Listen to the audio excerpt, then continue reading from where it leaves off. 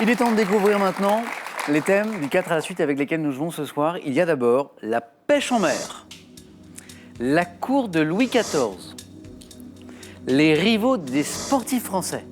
Les rivaux des sportifs français. Le dernier thème, c'est bien sûr le thème mystère. Le mystère bien pratique quand ça peut arriver, on n'est pas très inspiré par les trois autres. Je vais poser d'abord la question, car ce fut la première qualifiée à Marie-Christine. Je pense que je vais prendre le thème mystère. Oui. Oui. Marie-Christine, venez.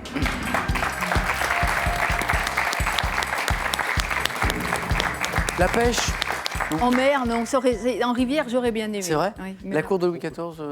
j'ai peur de Ouais. me mélanger un peu les pinceaux. Donc... Les rivaux des sportifs. Ah, le non. sport, non, Ah, je non, connais non. rien du tout. Et les films avec Catherine Deneuve. Ah oui, ça c'est pas mal. C'est votre thème mystère. Oui. Ah, bah, je suis content. On verra bien. Bon, a priori une bonne pioche, ce thème. On Ce verra. thème mystère, les films avec Catherine Deneuve. On y va? On y va. Allez. Top. En 1970, dans quel film musical de Jacques Demy incarne-t-elle une princesse, héroïne d'un conte de Perrault? Peau d'âne. En 1980, pour quel film de François Truffaut, se déroulant sous l'occupation, obtient-elle le César de la meilleure actrice? Le dernier métro. En 93, dans quel film d'André Téchiné incarne-t-elle la fille de Marthe Villalonga et la sœur de Daniel Auteuil? Le fils préféré. En 2017, dans quelle comédie de Florence Quentin avec Gérard Depardieu incarne-t-elle une aubergiste nonchalante? Je sais pas. En 92, dans quel film de Régis Varnier ayant pour cadre l'Asie du Indochine. Sud-Est? En 67, dans quel film de Louis Buñuel joue-t-elle une jeune femme mariée fréquentant une maison de rendez-vous? Belle de jour. En 98, dans quel film de Nicole Garcia incarne-t-elle la femme d'un bijoutier parisien? Place Vendôme. En 2000, hop, c'est beau, 3 points, Place Vendôme, joli. C'était une bonne pioche. J'ai bien fait. Alors, il y avait une histoire de préféré dans ce film d'André Fils Téchiné. préféré, oui. Mais c'était ma saison préférée. Ma saison préférée. Ah oui, c'est pas la même chose, le fils préféré. Je Où elle crois. incarne Oui, la oui, oui. fille de Marthe Oui, Villalonga et la oui, sœur oui. de Daniel Auteuil. Et puis cette comédie de Florence Quentin avec Gérard Depardieu, on est en 2017, très récent, où elle incarne une aubergiste nonchalante. Je vois pas. C'est Bonne Pomme. Ah oui, ça me dit rien. Vous n'avez pas vu Non, celui-là. ça me dit rien, non. Marie-Christine, bravo pour ces 3 points.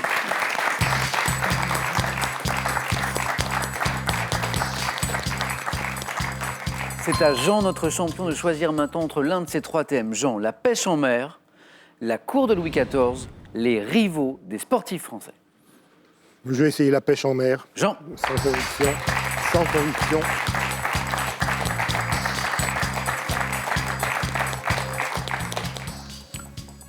êtes-vous prêt? J'essaye.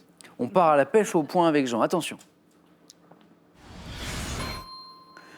Top. Quel nom donne-t-on à la nasse que le caseilleur emploie pour prendre des crustacés tels que les homards ou les langoustes? Un casier. En janvier 2018, de quelle technique de pêche utilisant des filets équipés d'électrodes le Parlement européen a-t-il voté l'interdiction totale? La pêche électrique. Quel petit chalut monté sur un cadre métallique dont le nom est issu de l'anglais est destiné à la pêche des coquilles Saint-Jacques et des praires? Petit chalut. Je ne sais pas. Par quel mot provençal désigne-t-on la ligne de fond à laquelle pendent sur toute la longueur des cordelettes munies d'hameçons? Je ne sais plus non plus. Quelle locution désigne la pêche sportive à la ligne visant à prendre de grands poissons, comme l'espadon ou le thon? Locution, grand poisson. Non. Dans quel type de vente aux enchères les grossistes poissonniers peuvent-ils acheter La leurs criée. marchandises? Quelle méthode de pêche consiste à remorquer une ligne armée d'un leurre ou d'hameçon pour tenter les poissons dits de chasse? Pas la Mais- pêche à la traîne. Oui, oui, vous l'aviez. Donc, de toute C'était façon, un deuxième le- point, pas de regret. La Pas de pêche à regret. la traîne, 2 points pour Jean. Jean. Vente à la criée. La pêche électrique, oui. Vous l'avez tenté, c'est bien. Alors le débat est un peu compliqué parce que cette technique de pêche, certes, a été interdite par le Parlement européen lors d'un vote, mais elle s'est poursuivie en Europe parce qu'il y avait des exceptions pour certains pays autorisés par la Commission européenne. Le débat dure toujours. En tout cas, les ONG, elles, dénoncent assez fortement cette pêche électrique qui est assez meurtrière pour l'écosystème. Le casier, vous l'aviez. La locution qui désigne la pêche sportive à la ligne qui vise à prendre de grands poissons, c'est tout simple. C'est la Pêche au gros. Ouais. Ouais, bah oui. Mais oui. Le mot provençal qui désigne la ligne de fond à laquelle pendent sur toute sa longueur des cordelettes munies d'hameçons, c'est la palangre. La palangre ou palangrotte.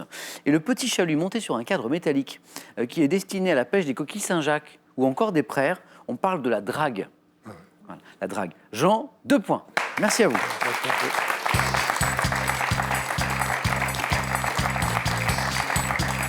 Marie-Christine, 14, vous êtes qualifié, c'est sûr, pour le face-à-face à tout à l'heure. Jean Bruno, l'un de ces 2 thèmes est pour vous. Lequel? La cour de Louis XIV, les rivaux des sportifs français. Par défaut, je vais dire la cour de Louis XIV. Jean Bruno.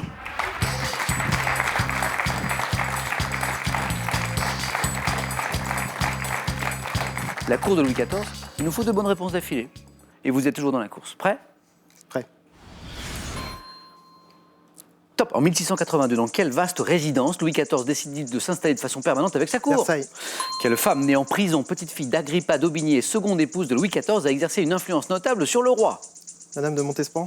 En 1686, quel royaume d'Asie du Sud-Est envoie en France des ambassadeurs reçus par Louis XIV en audience solennelle? La Malaisie. En 1699, quel écrivain et prélat français doit quitter la cour pour avoir critiqué la politique du roi dans son ouvrage Les Aventures de Télémaque? Saint-Simon.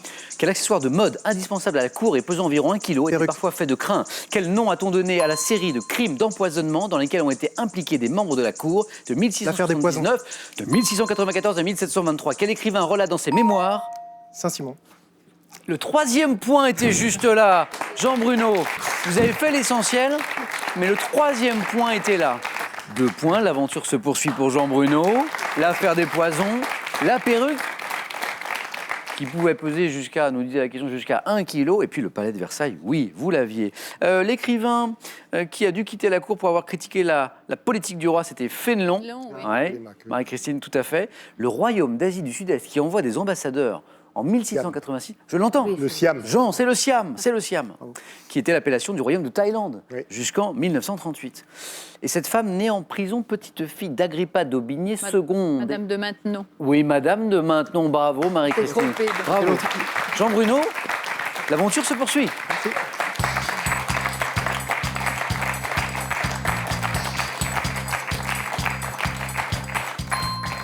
Alors, Jean et Jean Bruno, je vais devoir vous départager. Vos scores retombent à 0. Voici le jeu décisif. Le premier de vous deux à 2 points se qualifie. Première image. Qui suis-je? Famille légendaire, ayant inspiré des tragédies à Échille, à Sophocle. Les Jean. Atrides. Et la bonne réponse, les Atrides. Un premier point pour Jean. Dans ce jeu décisif, voici une nouvelle question, une nouvelle image. Regardez. Que suis-je? Gâteau, confectionné avec du miel, de la farine de blé, des aromates. Je suis une spécialité. Jean Bruno. Le pain d'épices. Et la bonne réponse. Ah oui. Une spécialité de Dijon, Pourquoi j'y ai attendu? le pain d'épices. La prochaine bonne réponse va envoyer l'un de nos 2 candidats au face-à-face. Regardez. Que suis-je? Partie d'une automobile, souvent en plastique. Jean. Tableau de bord. Et la bonne réponse, c'est Jean qui se qualifie pour le face-à-face. Un nouveau face-à-face, c'est notre champion Jean. Bravo Jean. Un grand merci Jean Bruno. Bon retour en Belgique. Merci. Et puis plein de belles aventures avec le petit Pierre qui vous accompagne désormais. Jean Merci Bruno, on a un beaucoup. petit cadeau pour vous. Le voici. Xel.fr, vente en ligne de sacs et bagages de marque, vous offre cette valise et son vanity assorti. Trouvez tout ce qu'il vous faut sur Xel.fr. Envie de changer de décor? Avec ces livres, faites de vos objets récupérés ou chinés des objets de qualité, durables et esthétiques et réinventez votre déco en quelques coups de pinceau. Avant le face-à-face, on continue dans la gourmandise. On parlait de pain d'épices à l'instant. Voici une question, elle est pour vous pour gagner soit une voiture familiale, soit 20 000 €. Quelle est cette confiserie qui est composée de pulpe de fruits, de sucre et de pectine? 1, la pâte de fruits. 2, la pomme d'amour.